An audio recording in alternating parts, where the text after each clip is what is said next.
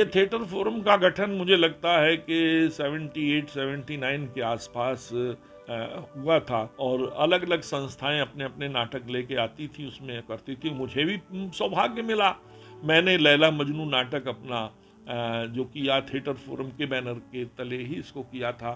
और इसके बाद हमको स्वांग सपेरा में रोल करने को मिला। संगीत नाटक अकादमी उत्तर प्रदेश की जो है, उन्होंने स्वांग सपेरे के शो की जिम्मेदारी अपने मुद्रा राक्षस जी को दी। हालांकि मुद्रा राक्षस के जो पिताजी थे शिवचरण लाल प्रेम, वो इसके उस्ताद थे, लेकिन वो तब तक कहीं आलोप हो गए थे शायद। तो मुद्रा राक्षस ने ही फिर हमें सिखाया, निभाया। और मज़ेदार बात ये कि मैं एक गायक अभिनेता था, और मुझे गायकी का बड़ा ये था कि मैं गा सकता हूँ। लेकिन एक दिन 10-15 दिन रिहर्सल हो चुके थे, तो अकादमी के उस वक्त सचिव थे डॉक्टर समर बहादुर सिंह। तो वो काफ़ी लहीम शहीन प्राणी थे और गायकी के उस्ताद थे बहुत बड़े। तो उन्होंने रिहर्सल देखा तो उन्होंने कहा, साहब ये देखिए, ये लड़का तो शायद ये गा ले, लेकिन ये लड़कियां नहीं गा पाएंगी दोनों। आप ऐसा कीजिए कि मुद्रा जी, अगर आपको शो करना है तो आप इनकी गायक ले लीजिए, एक मेन सिंगर ले लीजिए लड़का, और लड़कियां ले लीजिए, और जो गाएं, और ये लोग सिर्फ ओंठ हिलाएं। तो हमारी हालत ये कि एक सिंगिंग एक्टर होने के बावजूद मुझे वहाँ होठ हिलाने पड़े। तो हमारी बड़ी भद्द बैठी, हमें बहुत बुरा लगा। लेकिन अब नाटक में काम करते वक्त आपको बहुत चीज़ें निभानी पड़ती हैं, बहुत कड़वे घूंट भी पीने पड़ते हैं, लोगों की तालियां भी मिलती हैं, सब कुछ मिलता है। जहाँ हम लोगों ने बहुत बड़े बड़े निर्देशकों के साथ काम किया और देश के माने माने निर्देशकों के साथ काम किया, वहीं कुछ नौजवान निर्देशकों के साथ काम करने का भी हम लोगों को अवसर मिला। और मेघदूत बल्कि यह कह सकते हैं मेघदूत ने उनको अवसर दिया कि वो हमारे साथ आके काम करें। इसमें ख़ास तौर से आप रघुवीर यादव के साथ हम लोगों ने घासीराम कोतवाल नाटक किया। इसके अलावा बहुत से और नौजवान लोगों के साथ काम करने का मौका मिला। इन नौजवान निर्देशकों में हमारे साथ जुड़े हुए सलीम आरिफ भी रहे, और अतुल तिवारी ने तो हमारे साथ में शेक्सपियर का नाटक मैकबेथ वो भी किया। और मज़ेदार बात यह कि मैकबेथ नाटक में मुझे बैंको का रोल मिला, और जिसको कि मैंने निभाने की पूरी कोशिश की, और उसके साथ में इसका संगीत भी मैंने दिया, और जो कि अपने आप में बहुत इम्पोर्टेंट संगीत था। और हालांकि ये एक वेस्टर्न प्ले है, लेकिन बावजूद इसके संगीत में हमने कोई वेस्टर्न टच नहीं रखा था, बल्कि ढोल मजीरे और ताशे और इनका ही इस्तेमाल किया था, और जो एक बहुत अच्छा प्रदर्शन हुआ उसका।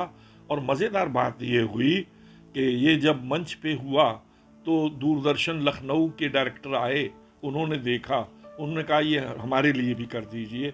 तो हम लोगों ने बाकायदा गन्ना किसान संस्थान में पूरा सेट लगा करके और पूरे एक स्टूडियो की रूप में उसको उन्होंने बनवा दिया, और उसके हमने वहाँ पे शो किए। और मज़ेदार बात यह है कि ये 6 एपिसोड में उन्होंने इसको डिवाइड किया, और कई बार, मुझे लगता है 20-25 बार शायद उन्होंने ये मैकबेथ को दूरदर्शन पे दिखाया। वैसे तो मुझे शहर के बाहर के और देश के माने हुए निर्देशकों के साथ काम करने का मौका मिला, लेकिन हमारे लखनऊ के बहुत ऐसे निर्देशक हुए हैं जो कि अंतर्राष्ट्रीय ख्याति के निर्देशक हैं, जिनके साथ काम करने का हमें अवसर मिला, जिसमें विलायत जाफरी साहब का नाम मैं लेना ज़रूर चाहूँगा। विलायत जाफरी साहब ने एक नाटक किया था जहर कौन पिए। तो जहर कौन पिए के लिए उन्होंने मुझे भी चुना अभिनय के लिए, और जिसके अभिनय में मेरा खास रोल था। और मज़ेदार बात है कि उसमें कुछ बम्बई से एक्टर बुलाए गए थे, और जिसमें कि ज़हीर भाई बॉम्बे से आए थे, और लखनऊ के माने हुए एक्टर विजय मिश्रा और विजय वास्तवा और पीडी वर्मा वगैरह वगैरह, इसमें सारे लोग थे। और उसके कई शोज हम रविंद्रालय लखनऊ में हुए थे, और इसके लिए पैसा राज्यपाल के किसी फंड से आया था, मुझे याद है कि ये एक अच्छा नाटक हुआ। लखनऊ के निर्देशकों में ख़ास तौर से सूर्य मोहन कुलश्रेष्ठ मेरे साथ में ही लखनऊ रंगमंच में इंटर हुए थे, और हम लोगों ने साथ साथ काफ़ी काम किया। बाद में ये था कि मैं निर्देशन में भी गया, लेकिन सूर्य मोहन ने कुछ ही नाटकों में अभिनय के बाद अपना भारतेंदु नाट्य केंद्र से डिप्लोमा करके निर्देशन को अपने कैरियर बनाया, और आज तक वो हैं। और मैंने उनके निर्देशन में कई प्लेस किए, और कुछ में तो संगीत भी दिया। लेकिन जो सबसे मुख्य रूप से 2-3 प्लेज ऐसे हैं जिनको हम भी नहीं भुला पाएंगे, और शहर के जिन्होंने देखा है वो भी नहीं भुला पाएंगे। एक तो नाटक रामलीला। रामलीला नाटक गज़ब का नाटक था, एक कहानी थी राकेश जी की लिखी हुई, और उस पे ये नाटक था, और जिसमें कि रामलीला एक करैक्टर की तरह आती है उसमें, और यहाँ तक कि उसका संगीत भी मैंने दिया था, और संगीत भी करैक्टर की तरह ही आता है। और ये इसके बाद फिर भगवद अजुकियम में भी मैंने रोल किया, और नॉर्वे, फिनलैंड और पाकिस्तान कई मुल्कों में इसके शोज हुए जिसमें मेरा भी रोल था, और इसी बहाने हमने भी दुनिया देख ली। नौटंकी आधारित कुछ नाटक ऐसे हैं जिनको तो मैंने घूम घूम के किया है, बार बार किया है, यहाँ किया है, वहाँ किया, हर जगह किया, गांव में किया, शहर में किया। इसमें सबसे पहला नाटक तो बकरी ही है। बकरी नाटक वास्तव में नौटंकी के क्षेत्र में एक आधुनिक रंगमंच के साथ नौटंकी का जो इंटरेक्शन है उसकी एक बहुत सफल उदाहरण है। और बकरी के मैंने अभिनय भी किया, बकरी में मैंने संगीत भी किया कुछ जगह, और कुछ जगह जाके मैंने निर्देशन भी किया बकरी का। एक दूसरा नाटक है बजे ढिंढोरा उर्फ खून का रंग। ये नाटक हमारे मित्र अशोक मिश्रा जी हैं, उनका लिखा हुआ है, और इस नाटक को भी मैंने बहुत बार किया और कई लोगों के साथ किया। दरअसल बकरी और ये जो अशोक मिश्रा का नाटक है बजे ढिंढोरा और खून का रंग, इन दोनों नाटकों की खासियत ये है कि इसमें बहुत से लोग एकोमोडेट हो जाते हैं, बहुत से एक्टर्स को आप इस्तेमाल कर सकते हैं। तो जहाँ जहाँ हम वर्कशॉप्स में जाते थे और ज़्यादा लोगों को हमको एकोमोडेट करना होता था नौटंकी के क्षेत्र में ख़ास तौर से, तो मैं बकरी और इसको बजे ढिंढोरा और खून का रंग इनको मैं चुनता था और आज भी चुनता हूँ। और इसके अलावा आला अफसर ने तो मेरा पीछा कभी छोड़ा ही नहीं, और इसको मैं आज भी मैंने इसके शोज इधर किए हैं, कुछ इलाहाबाद के प्रयागराज के साथ में मिलके। 1989 में अपनी संस्था मेघदूत के साथ मुझे बर्तोल्ट ब्रेख्त का माँ मदर नाम से करने का सौभाग्य मिला, और जिसमें कि उसके हम लोग ज़्यादा शोज तो नहीं कर पाए, लेकिन हाँ ये ज़रूर है कि ये एक बड़ा नाटक हमने किया। और मज़ेदार बात ये, यही नाटक माँ मैंने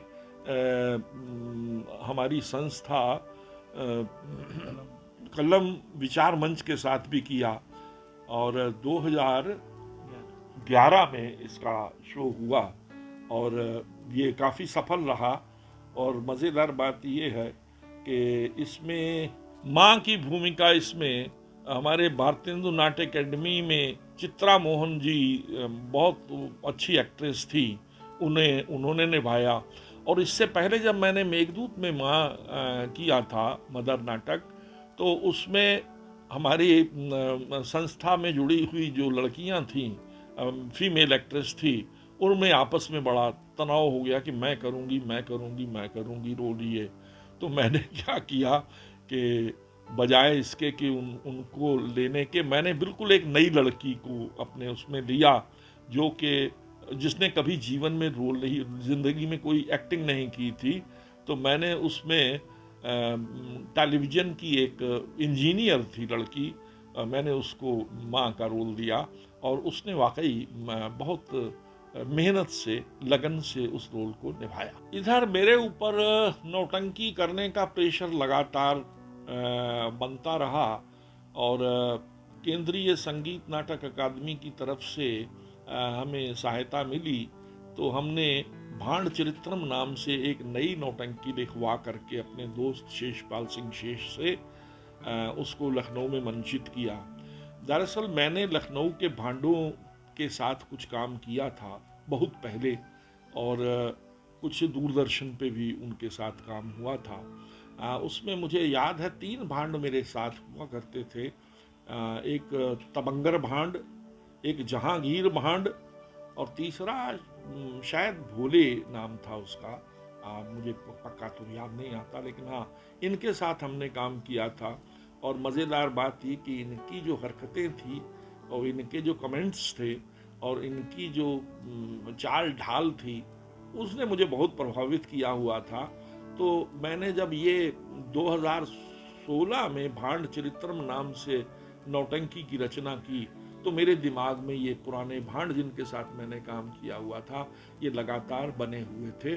और दूसरा, मैंने जो पहले आला अफसर आदि नौटंकियां जो की थी, लैला मजनू वगैरह, उसके जो साजिंदे थे वो भी एक तरह से खानदानी, जैसे भांड खानदानी थे, वैसे ही हमारे नक्कारा बजाने वाले नक्कारची और ढोलकिये, ये भी खानदानी लोग थे। और मज़ेदार बात यह कि हमने इनके, समझो कि कुछ तो ऐसे हैं जिनके दादा ने हमारे साथ बजाया है और आज उनके बेटे और उनके पोते बजा रहे हैं हमारे साथ में। जैसे कि आप उदाहरण स्वरूप हम देख सकते हैं कि अग्गन खान साहब हैं, और उनके अग्गन खान साहब के बड़े भाई छिब्बन खान साहब थे। छिब्बन खान ने हमारे साथ बहुत बजाया। छिब्बन खान ने मुझे लगता है कि शायद वो पहले नक्कारची थे जिन्होंने टेलीविज़न में नक्कारा बजाया है, जिन्होंने रेडियो में नक्कारा बजाया है। तो छिब्बन खान के 2 बेटे थे, एक, और उनमें अब एक ही बेटा है, जीवित है। छिब्बन खान भी जीवित नहीं है। और इनके भाई अग्गन खान साहब की भी मौत हो गई है इधर, और उनके एक भाई भोले हैं अभी। तो ये ख़ानदानी नक्कारची थे और ये हमारे साथ बजाते रहे हैं, और मैंने इनका बड़ा सम्मान किया है और सम्मान पूर्वक इनको अपने साथ रखा। मैं हमेशा ही, मेरी कोशिश ये रही है कि मैंने जो एक नौटंकी कर दी और उसको रिपीट ज़्यादा नहीं करता हूँ। ट्रेडिशनल नौटंकियाँ हैं, उनको तो रिपीट आप करेंगे ही, लेकिन आम तौर पे मेरी कोशिश रहती कि हमेशा नई स्क्रिप्ट ली जाए और नया विषय चुना जाए, और उस नए विषय को अपने विषय के साथ जोड़ करके, अपने आधुनिक रंगमंच के साथ जोड़ करके नए लोगों को कैसे ट्रेंड किया जाए, नए नौजवानों को, आधुनिक रंगमंच से जुड़े हुए नौजवान लड़के लड़कियों को कैसे ट्रेंड किया जाए, ये मेरा होता है, मेरी कोशिश होती है। तो मैंने एक बार अपने एक ट्रेड यूनियन लीडर से मुंशीगंज गोलीकांड के बारे में सुना था। ये एक ऐसा गोलीकांड हुआ है जो जलियांवाले बाग से भी ज़्यादा बीभत्स था, लेकिन इसकी जानकारी बहुत लोगों को नहीं है। ख़ास बात ये कि मुंशीगंज गोलीकांड के बारे में मुझे एक ट्रेड यूनियन लीडर ने एक बार बताया था, और तब से मेरे दिमाग में ये कहानी चल रही थी कि आखिर इसको कैसे पेश किया जाए तो इसको नौटंकी के रूप में हमने पेश करने की कोशिश की और इसको लिखवाया हमने अवधि में। मज़ेदार बात ये देखिए कि 2019 में मैं इसको शुरू करता हूँ तो 2020 में इसका दिल्ली में मंचन होता है। जब 2000 दिल्ली में इसका मंचन होता है तो उसके तुरंत बाद आप पाएंगे कि कोरोना की बीमारी आ जाती है। और मज़ेदार बात यह है कि उसी वक्त कोरोना की बीमारी आती है और ये कहानी जो है ये 1920 की है और 1920 में भी उस वक्त बीमारी फैली हुई थी देश के अंदर। और ये अपने आप में बहुत बड़ा कोइंसिडेंट है कि 2019 को हम इसको करते हैं, 2020 में ये बीमारी आती है और 1920 में जबकि ये घटना है तब भी देश में बीमारी फैली हुई थी। और मज़ेदार बात यह है कि ये घटना जलियांवाला बाग के तुरंत बाद होती है और इस घटना में बहुत से लोग मारे जाते हैं, जो उनकी गिनती अनगिनत हैं, जो कि जलियांवाले बाग से बहुत ज़्यादा हैं।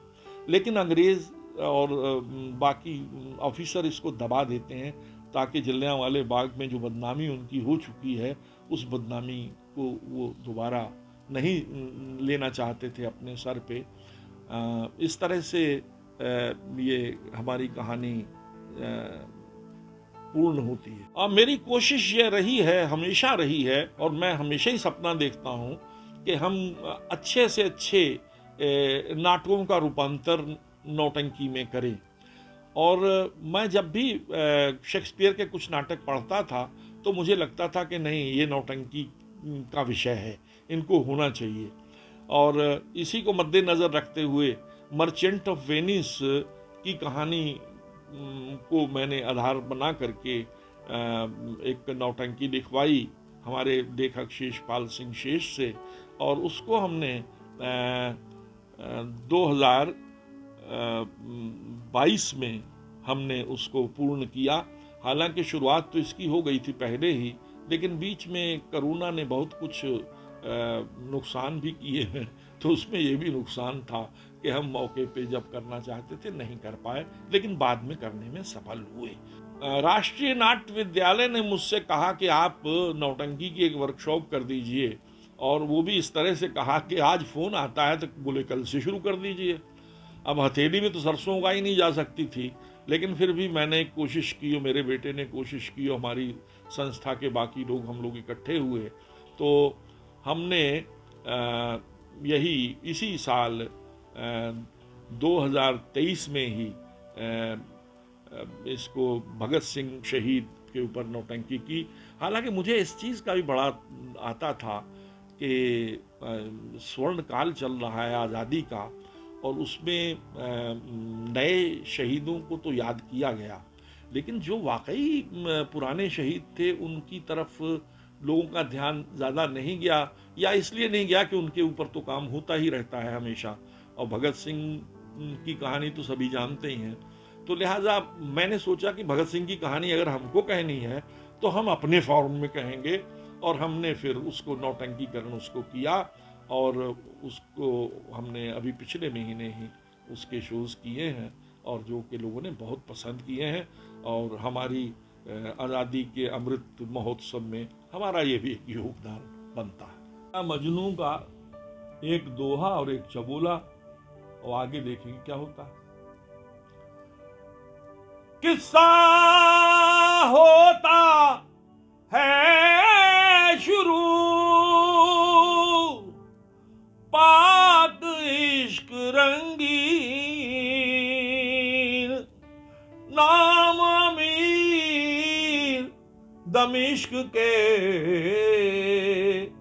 थे एक तख्त नशीन, नेक बशर थे शाह और रैयत पर नेक नजर थी, था एक कैस पिसर अजहद उल्फत जिसके ऊपर थी। थे सुल्तान सरदार एक, सुल्तानी नजद शहर थी, उनके नाजों की पाली प्यारी लैला दुख्तर थी।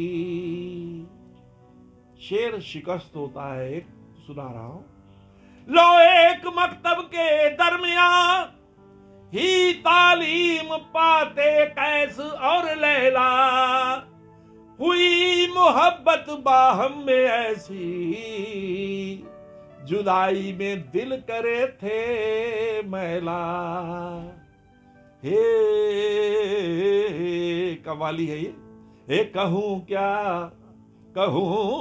क्या इश्कबाजी का निराला ही फसाना था। कहूं क्या इश्कबाजी का निराला ही फसाना था। थे अल्हड़पन में दोनों और लड़कपन का जमाना था। आके मकतब में आपस में ताक और झांक रहती थी। यही था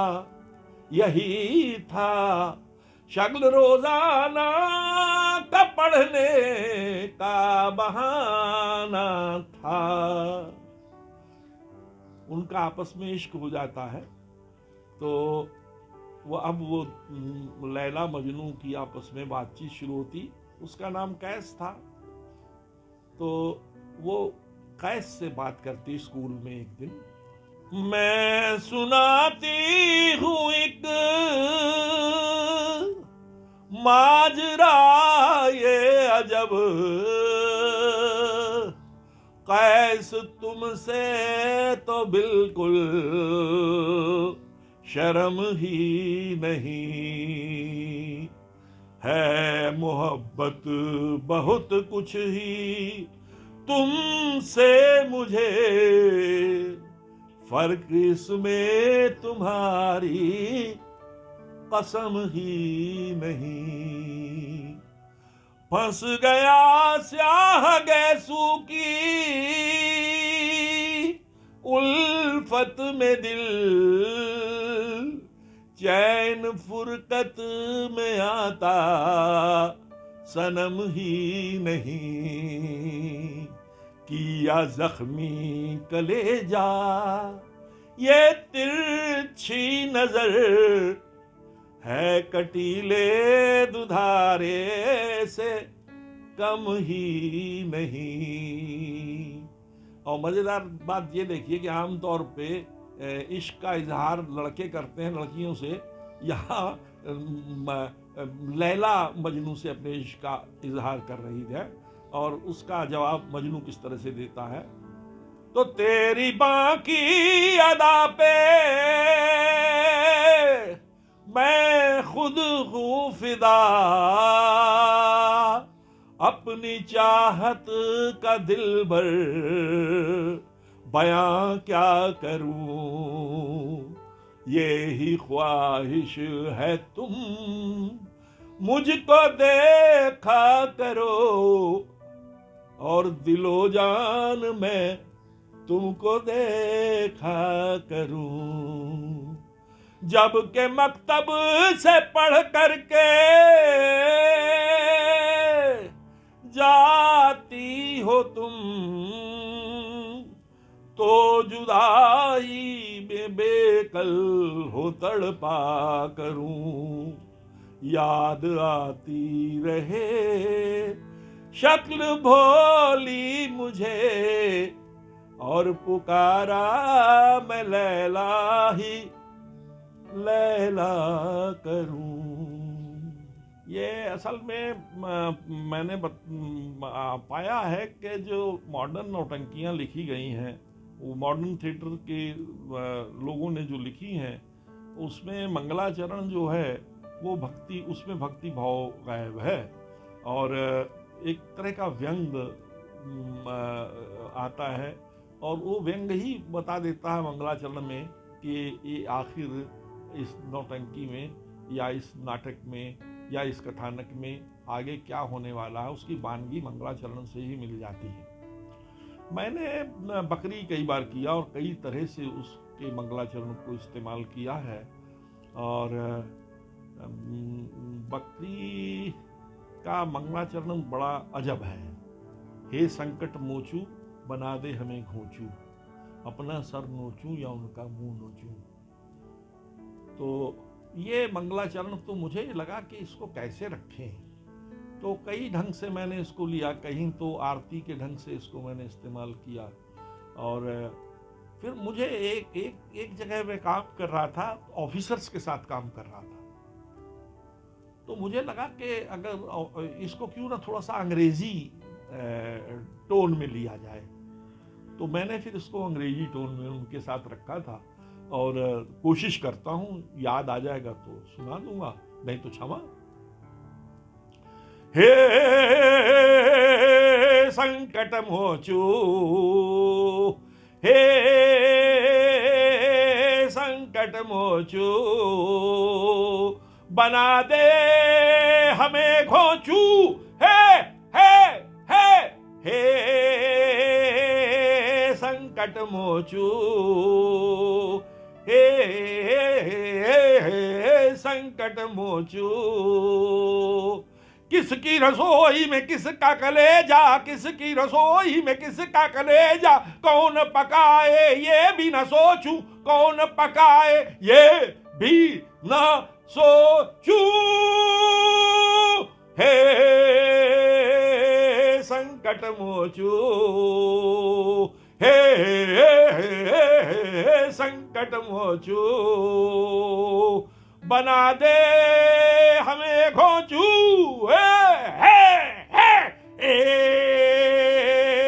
संकट मोचू।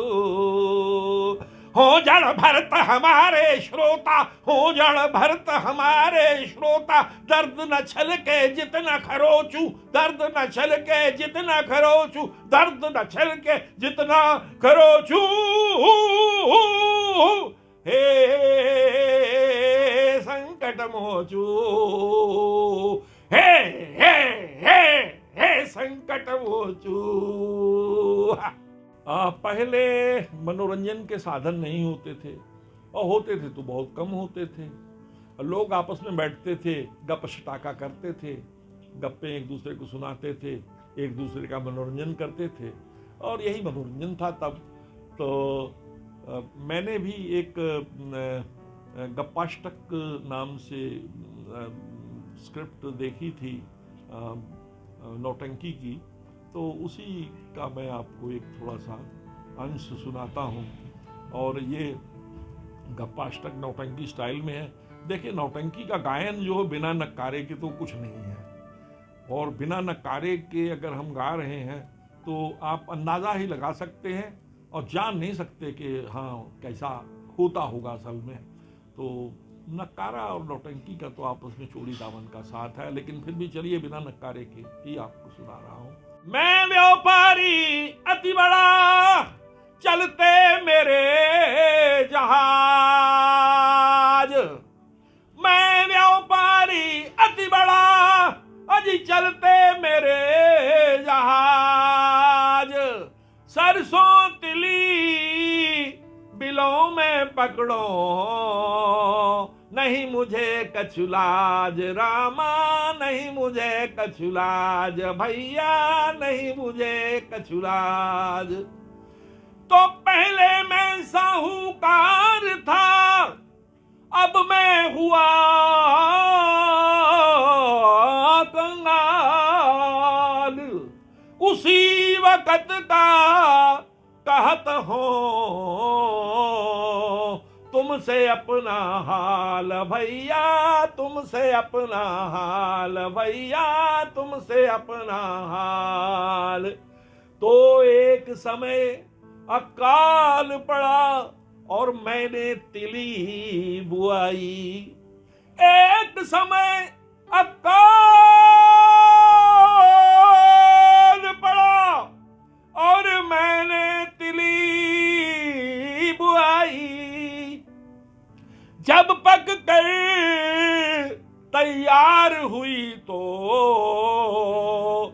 ऐसी आंधी आई रे भैया, ऐसी आंधी आई रे बाबू, ऐसी आंधी आई। तो उखड़ तिली सब पड़ी कुआं में, अंधाधुंध समाई। उखड़ तिली सब पड़ी कुआं में, अंधाधुंध समाई। मिट्टी धूल बची नहीं नीको, सुनियो कान लगाई रे भैया, सुनियो कान लगाई रे भैया, सुनियो कान लगाई। तो एक पीपल का पेड़, एक पीपल का पेड़